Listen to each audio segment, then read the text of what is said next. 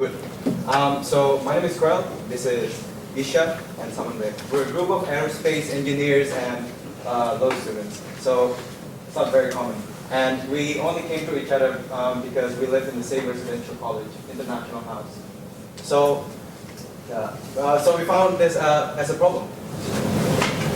We found that university has become so big that each faculty is detached from one another, and this leads to another problem, which is unused potential for innovation. And we also found that there's no easy way to discover projects and ideas that are happening in this university. So as a result, we found something like this. Instead of working on amazing projects, students rant about their poor experience in university. So we made a solution.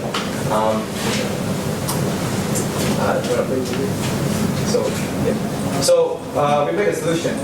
So we made a discovery web platform where students can post and share their projects, and other students can upvote, comment, share, and call to collaborate.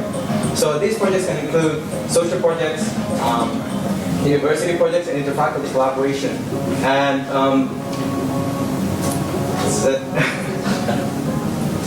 Okay, so how are we different? Currently we've got two competitors, AudioOne and Hoppler.co, and they're mostly based on business startup ideas and things like that, where people are kind of more reluctant to share their ideas. So what we have is a university-based network. So we've already got students working on projects and ideas and brilliant ideas. So what we want to create is just bring that up on one platform. And the great thing about our platform, it's simple to use. So you can just use the product by posting a 50-word summary of your idea or project. So you're not really disclosing that much, so that so you run the fear of it being stolen, something like that. So another advantage is that we have as I mentioned, we're a centralized platform for ideas and projects. So you might think maybe this is easy to replicate on Facebook, but on Facebook you've got a lot of distraction and noise which can take away from the experience. So that's one of our advantages. So what have we done so far? So we have talked to about 200 students. About 91% of them actually signed up to our platform. We've already got a landing page set up, and they can just put in their email and sign up for that. And the demo you saw earlier, we managed to make that in under 1 month's time. So that also was a great achievement for us. So we've done some offline testing as well. So in the form of getting together like A3 poster-sized paper and just putting things like what's your project, what's the project you're working on, or what's your latest idea, crazy idea. And we took the ideas from that and ran a poll on that just to get that upvoting capability going. So that was pretty successful. We also set up a focus group to help us kind of test our platform and give us feedback on the specific features that they'd like, things like should we add direct messaging for collaboration or to talk to your collaborators and things like that. And that's been pretty amazing as well. So as for our strategy, how to go forward, we're planning on talking to academics and professors and researchers out there and ask them to submit their projects onto our platform. We want to also reach out to students through social media, societies, clubs, and things like that, and see what kind of projects they have. And we also want to mainly focus on one-on-one interactions and see how we go with that. So what we've done in the last week actually is really exciting. We've managed to forge a connection with university and industry. So we are running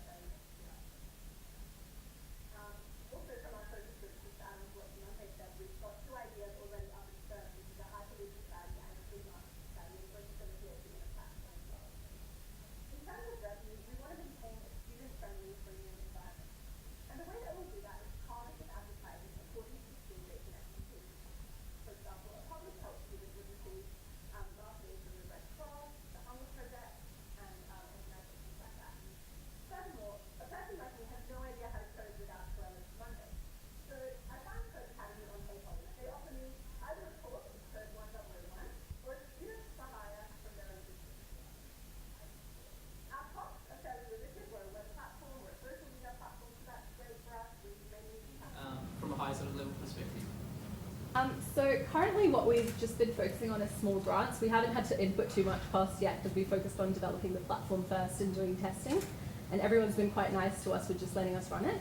But in terms of our tests, we're hoping to get, at least from Westpac, a bit of support about running the beta testing, and they're giving us a fair share of that funding to get it going. So a long-term prospect for funding would also be looking towards that exclusivity. So for the ideas to remain on that network, that company would give us a share of it. That's what we've mainly thought about around funding for now. Well, and how do you sort of limit your liability practically? I know you sort of highlight the points from your perspective, but how do you sort of, in sort of a practical way, limit that liability? Because there's going to be a chance of things going wrong from the consumer's angle as well. So do you mean to say with ideas or things With like that? ideas, right? Okay, so as I said earlier, we're going to have kind of like a 50-word summary of the idea, and we're not asking you to share that much about it. So it'll be kind of like general gist of the idea. So that's one way that we want to implement and kind of use to kind of prevent something like that from happening.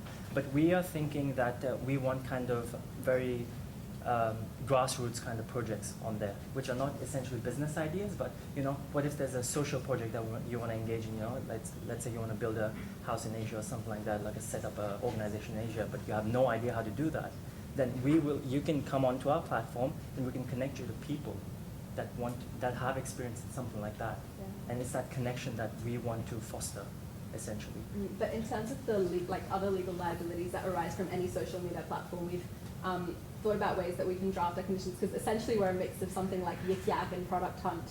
And Product Hunt is covered by that fact that we're not really an intellectual property sort of platform. But in terms of people interaction, it's just going to be looking at those terms and conditions, eliminating disruptive behavior, limiting ourselves to our online presence only and not what happens in the offline.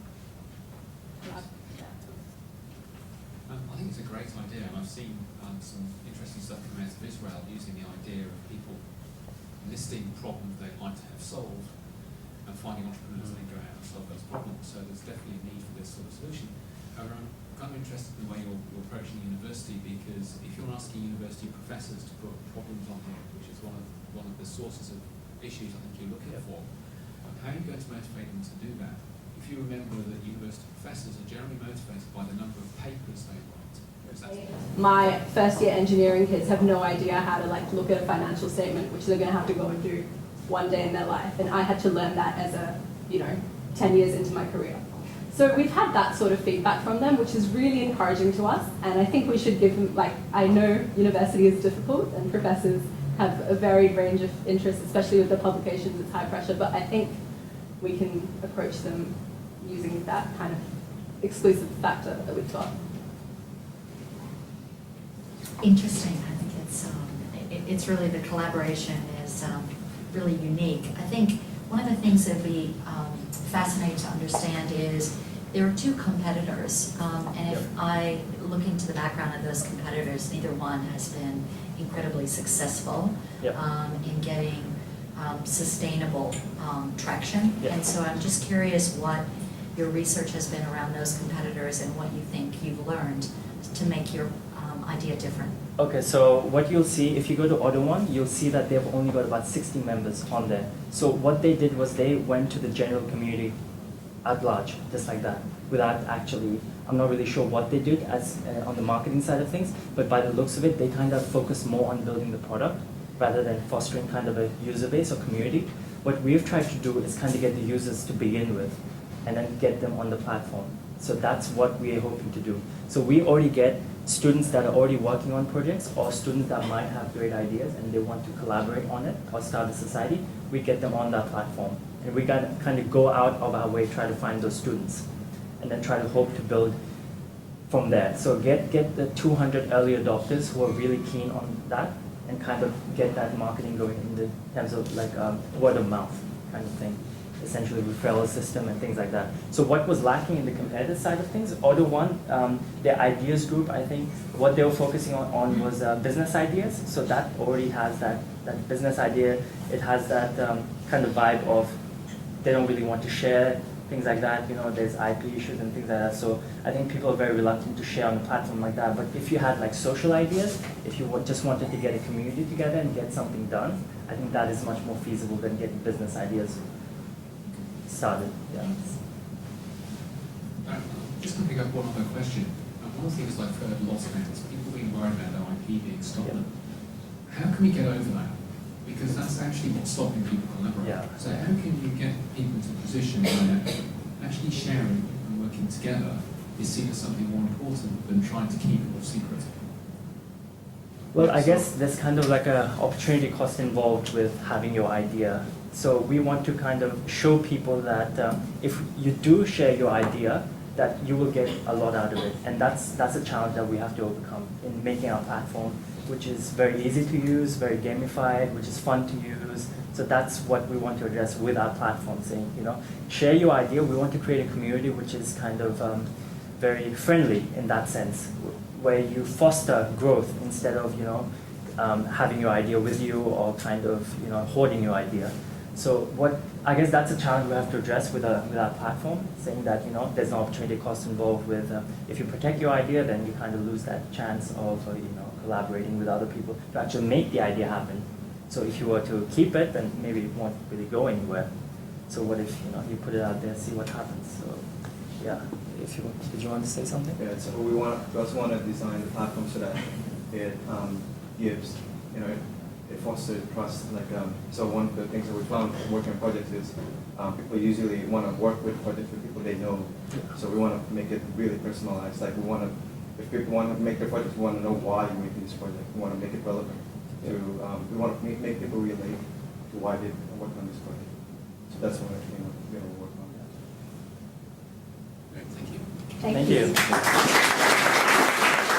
The best social innovation goes to HeyPoly.